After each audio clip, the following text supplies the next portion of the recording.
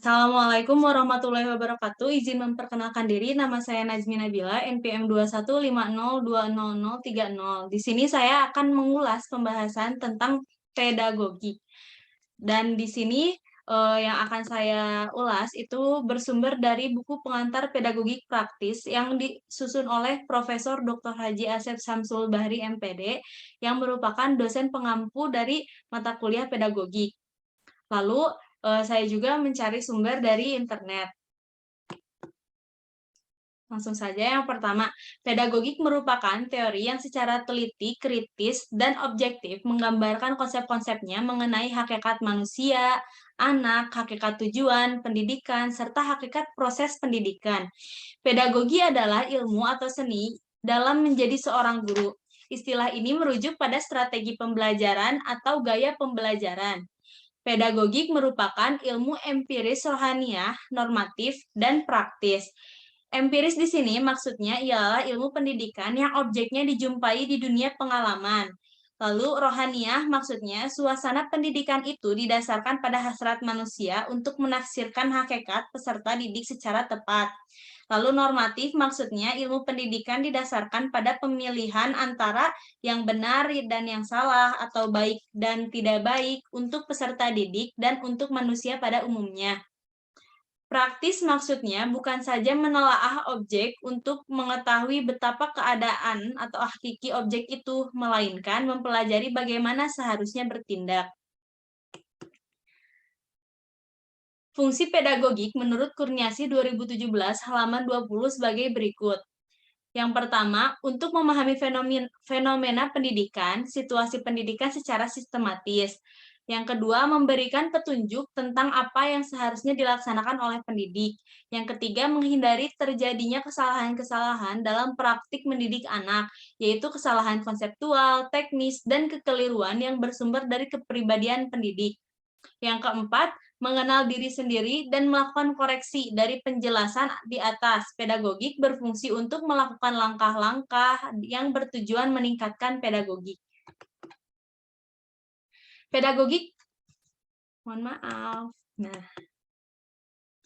manfaat pedagogik, memanusiakan manusia, menjadikan seorang dewasa demi kebahagiaan dalam menjalani kehidupan, agar anak atau peserta didik di kemudian hari mampu memahami dan menjalani kehidupan dan kelak dapat menghidupi diri mereka sendiri, dapat hidup secara bermakna, dan dapat turut memuliakan kehidupan. Yang ketiga, membantu peserta didik mempertanyakan dan menantang dominasi serta keyakinan dan praktek-praktek yang mendominasi. Yang keempat, mengembangkan kepribadian siswa yang sehat. Kompetensi pedagogik adalah kemampuan seorang guru dalam mengelola proses pembelajaran peserta didik. Pengelolaan proses pembelajaran tentunya mencakup pelaksanaan evaluasi serta pengembangan karakter peserta didik. Kemampuan guru dalam pengelolaan pembelajaran peserta didik yang sekurang-kurangnya meliputi yang pertama pemahaman wawasan atau landasan kependidikan, pemahaman terhadap peserta didik, pengembangan kurikulum atau silabus, perancangan pembelajaran, pelaksanaan pembelajaran yang mendidik dan dialogis, pemanfaatan teknologi pembelajaran, evaluasi hasil belajar, dan pengembangan peserta didik untuk mengaktualisasikan berbagai kompetensi yang dimilikinya. Hakikat mendidik dan belajar. Hakikat pendidikan tidak akan terlepas dari hakikat manusia, sebab subjek pendidikan adalah manusia. Oleh karena itu, seorang calon pendidik atau guru harus mengetahui bagaimana mendidik, membimbing, mengajar, melatih peserta didik secara profesional untuk mencapai suatu tujuan pendidikan. Implikasinya bahwa seorang guru atau calon guru harus mempelajari ilmu tentang mendidik, yakni ilmu pendidikan. Mendidik menurut pendapat sebagian orang adalah sebagai penata yang dapat menjalankan 3 fungsi sekaligus. Pertama, dapat mempersiapkan generasi muda untuk memegang peranan-peranan tertentu pada masa yang akan datang. Kedua, dapat menjadi sarana untuk mentransfer pengetahuan sesuai dengan peranan yang diharapkan. Ketiga, mampu mentransfer nilai-nilai dalam rangka memelihara keutuhan dan kesatuan masyarakat dan warga negara sebagai prasyarat bagi kelangsungan kehidupan masyarakat dan peradaban. Mengajar adalah kegiatan teknis keseharian seorang guru. Perbedaan antara mendidik dan mengajar sangatlah tipis. Secara sederhananya, dapat dikatakan mengajar yang baik adalah mendidik. Dengan kata lain, mendidik dapat menggunakan proses mengajar sebagai sarana untuk mencapai suatu tujuan pendidikan. Tidak seluruh pendidikan termasuk ke dalam pembelajaran. Sebaliknya, tidak semua pembelajaran adalah suatu pendidikan. Lingkungan pendidikan. Lingkungan pendidikan adalah tempat pendidikan secara langsung maupun tidak langsung. Fungsi pertama dari pendidikan, lingkungan pendidikan ya adalah membantu para peserta didik dalam berinteraksi dengan berbagai lingkungan di sekitarnya. Fungsi kedua dari lingkungan pendidikan yaitu untuk mengajarkan tingkah laku umum dan menyeleksi dan mempersiapkan peranan-peranan tertentu dalam masyarakat. Ki Hajar Dewantara membagi lingkungan pendidikan menjadi 3 yang disebut dengan tripusat pendidikan, yaitu keluarga, sekolah, dan masyarakat.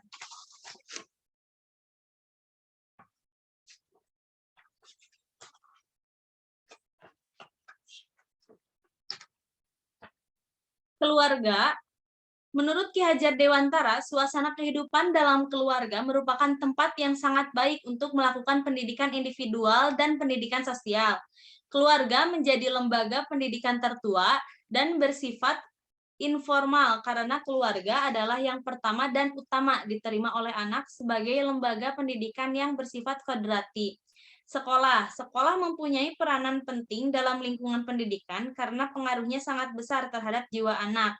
Karena sekolah sengaja disediakan khusus dalam pendidikan yang memiliki fungsi melanjutkan pendidikan keluarga dengan guru sebagai pengganti orang tua yang harus dihormati, disegani, dan ditaati. Lalu, masyarakat. Antara kebudayaan, masyarakat, dan pendidikan adalah unsur yang tidak dapat dipisahkan, karena kebudayaan dan pendidikan merupakan bagian dari masyarakat.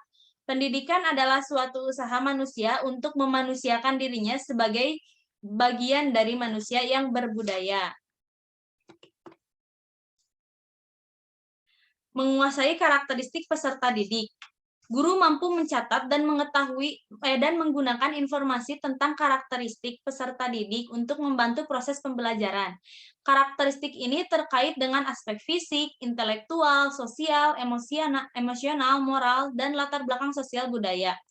Lalu menguasai teori belajar dan prinsip-prinsip yang mendidik.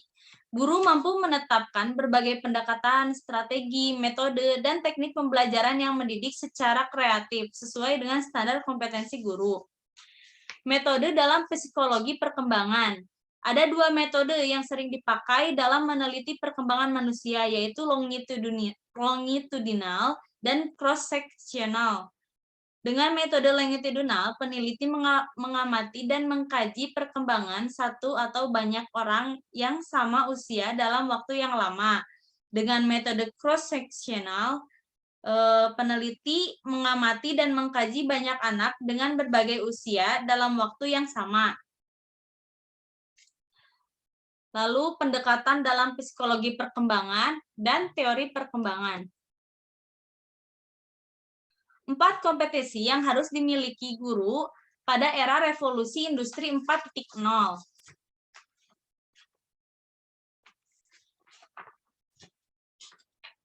Yang pertama, guru harus mampu melakukan penilaian secara komprehensif.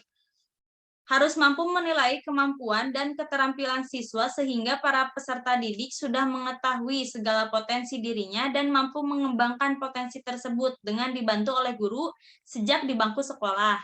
Yang kedua, guru harus memiliki kompetensi abad 21.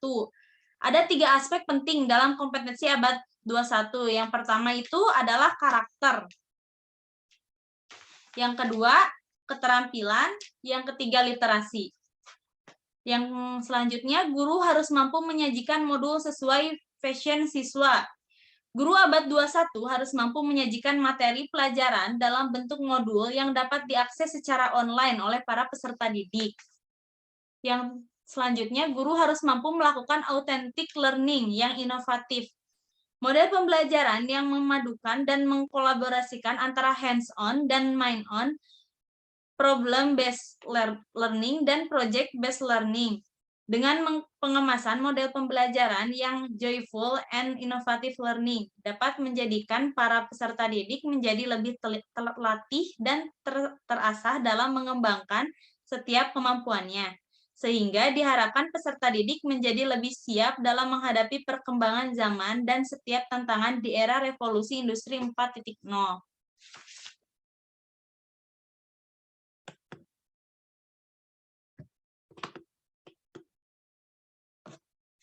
Kompetensi pedagogik.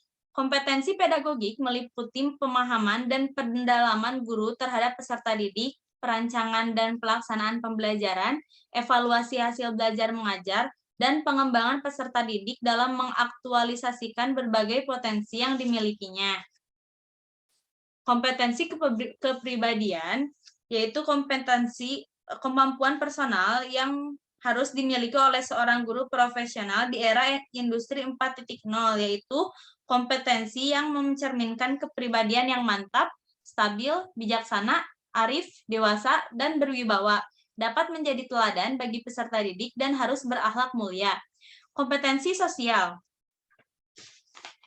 Kompetensi sosial yakni kemampuan guru profesional dalam berkomunikasi dan bergaul secara efektif dan komunikatif dengan peserta didik, rekan sejawat, sesama pendidik, tenaga pendidik dan kependidikan, orang tua atau wali dari peserta didik, dan masyarakat di lingkungan sekitar. Yang keempat, kompetensi profesional. Kompetensi profesional adalah suatu kompetensi penguasaan materi pembelajaran secara luas, terstruktur, dan mendalam yang mencakup penguasaan materi berdasarkan kurikulum mata pelajaran di sekolah dan substansi keilmuan yang menaungi setiap materinya, serta penguasaan terhadap struktur hingga metodologi keilmuannya.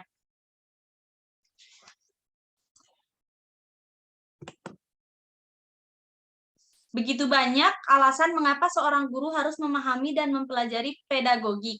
Hal yang paling dasar adalah karena seorang guru perlu memahami peran, tugas, tanggung jawab, dan cara berkepribadian sebagai seorang pendidik. Mungkin itu saja yang bisa saya sampaikan, kurang dan lebihnya mohon dimaafkan. Wassalamualaikum warahmatullahi wabarakatuh.